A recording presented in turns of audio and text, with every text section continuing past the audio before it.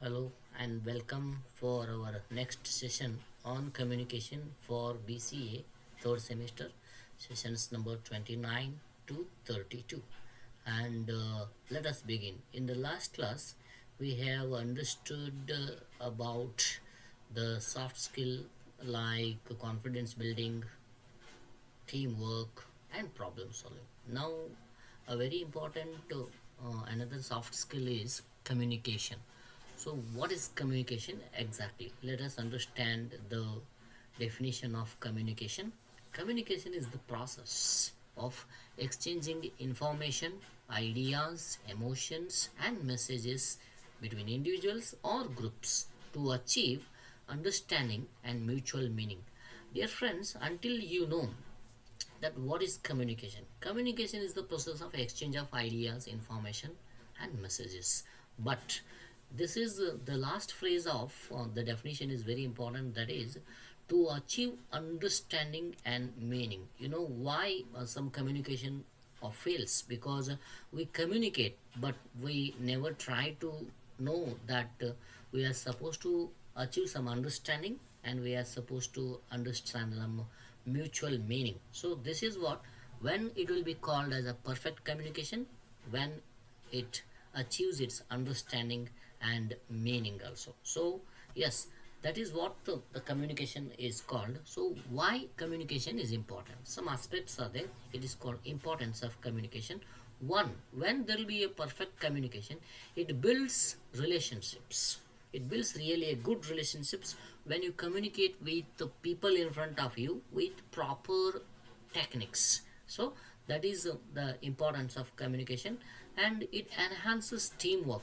When there will be a proper communication between the members of the team, it enhances the total efficiency of the teamwork, and it facilitates decision making. Yeah, as I told, when there will be a perfect proper communication among the members of the team, there will be a perfect decision comes out of the people or the member of the team. So that is how, even between the people, between the groups, if the proper communication takes place, then there will be a proper decision. Yes. Next, it resolves conflicts. It's very important.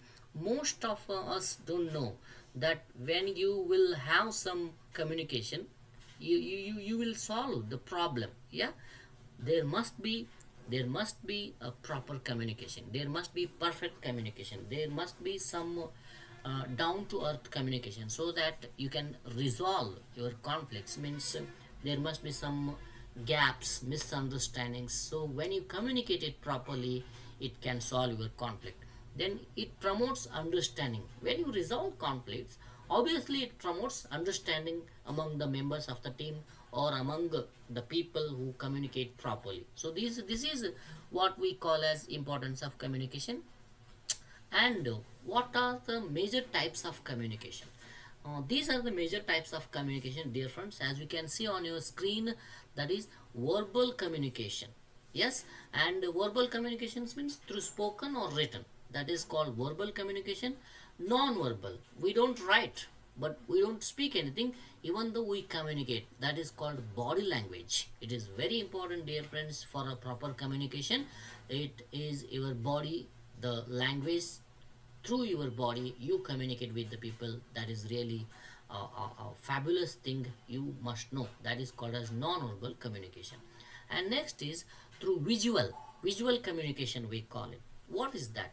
Through charts to diagrams, we call it as visual communication.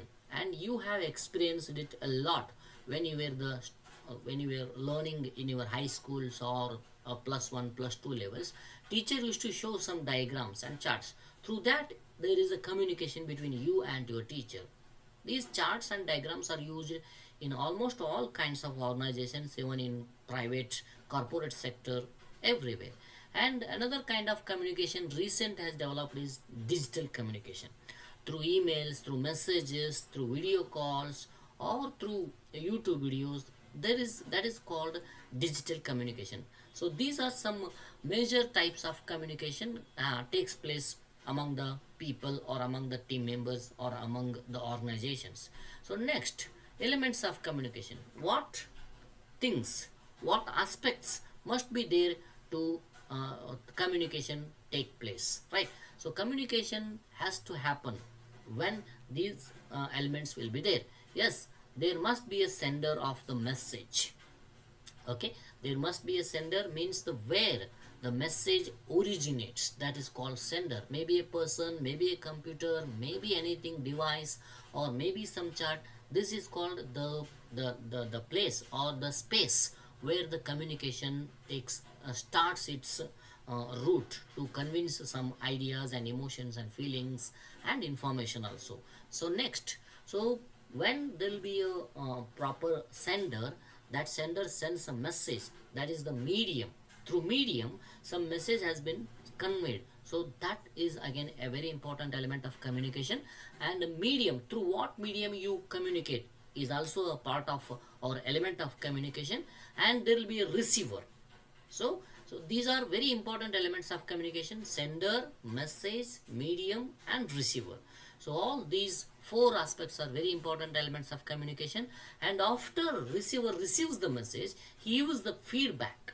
He gives the feedback. So that is again another way of the communication process. So it is a reverse communication, right? So now among these there will be another kind of communication, that is another element of communication, sorry, that is noise. It is again one of the hitches of communication anyway, but noise is also called as element of our communication.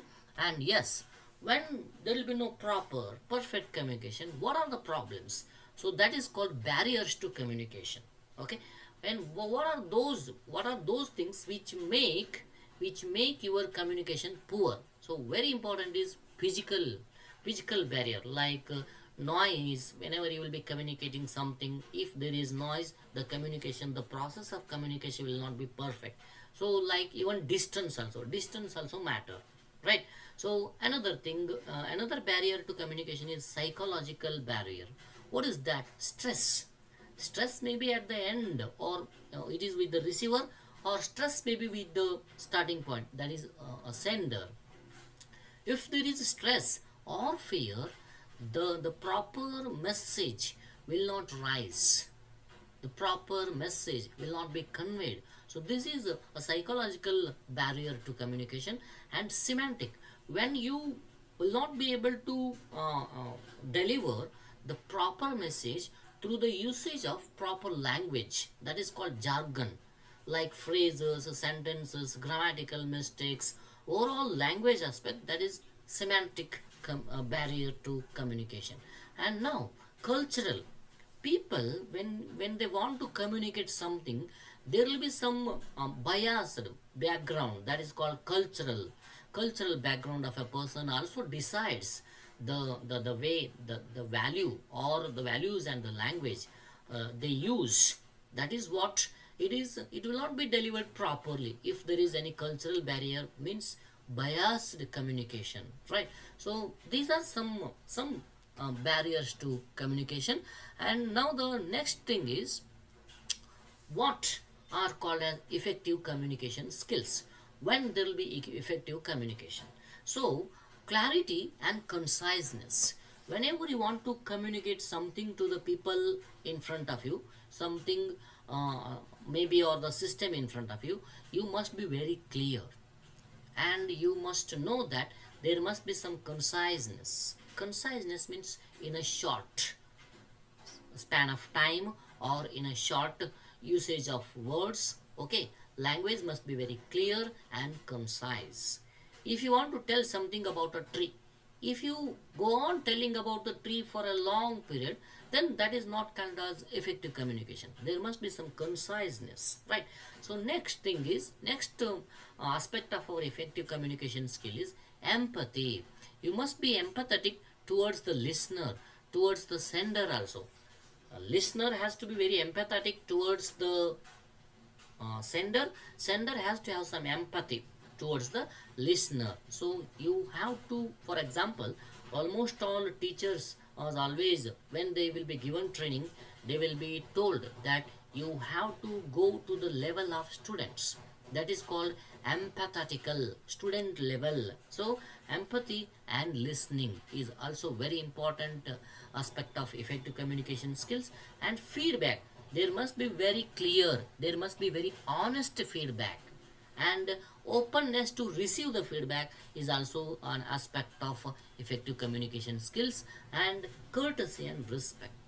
Okay, whenever you tell something, have some courtesy towards the listener. Whenever you will listen something, have some courtesy towards the sender, and we have to respect each other. It may be called as mutual respect. We have to have some respect to listen, to understand, to have some knowledge when something is communicated. So that is what an aspect of effective communication skill. So these are some four important effective communication skills, we may say. And let us conclude at the last. Communication is everywhere. Whenever we see things, whenever we listen to something, whenever we receive some information, whenever we receive some messages, whenever we see some charts, some videos, everything is called as communication. It depends both the sender and the listener. It even depends on the way the message, it depends even on the medium it carries. Okay, and effective communication is essential, it is very much essential for success in academic or professional, and even in personal life. Especially professional, we may take as private sector or government sector or anywhere. Professionals have to have some clear communication skills. So this is how you have to know, you must know that effective communication is essential for personal success, right? And it helps in building strong relationships and achieving common goals among the team members. It is everywhere, as I told in the last session of teamwork.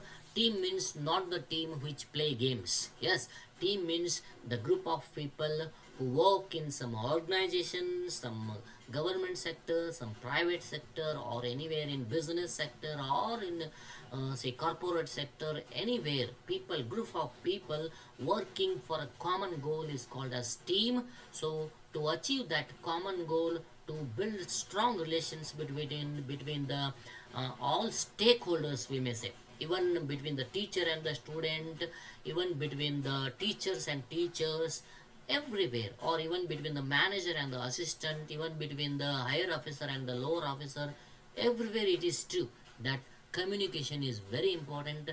So various kinds of communication skills are there, types are there. So I hope you have understood a little bit on communication, and thank you. These are the sources I have referred to have some information about the above knowledge what I have tried to conveyed. So thank you so much. Here we stop the discussion on the communication. Thank you.